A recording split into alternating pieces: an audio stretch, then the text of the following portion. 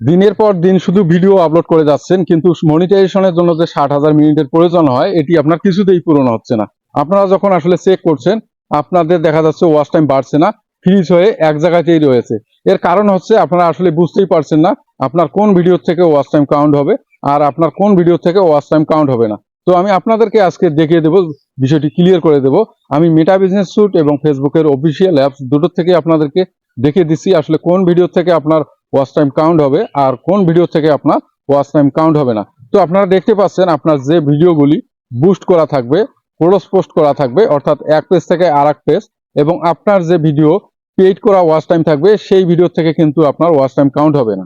তাহলে কোন ভিডিও থেকে আপনার ওয়াচ টাইম কাউন্ট হবে? যে ভিডিওগুলো eligible video, on demand video, on demand live video, যে ভিডিওগুলো আপনারা রেগুলার করে থাকেন, যে ভিডিওগুলোতে কোনো প্রকার বুস্ট করা থাকবে না, কোনো প্রকার ক্রস পোস্ট করা থাকবে না, এবং আপনারা টাকা দিয়ে অর্থাৎ পেইড করে কোনো ওয়াচ টাইম ক্রয় করবেন না, সেই ভিডিওগুলো থেকে আপনার ওয়াচ টাইম পূরণ হবে এবং আপনার লাইভ ভিডিও থেকে ওয়াচ টাইম কাউন্ট হবে, প্রিভিয়াসলি লাইভ ভিডিও থেকে আপনার ওয়াচ টাইম কাউন্ট হবে।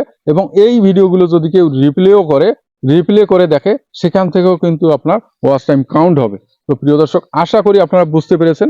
কেউ যদি না বুঝে থাকেন অবশ্যই কমেন্ট করে জানাবেন। আজকে এ পর্যন্তই, ধন্যবাদ।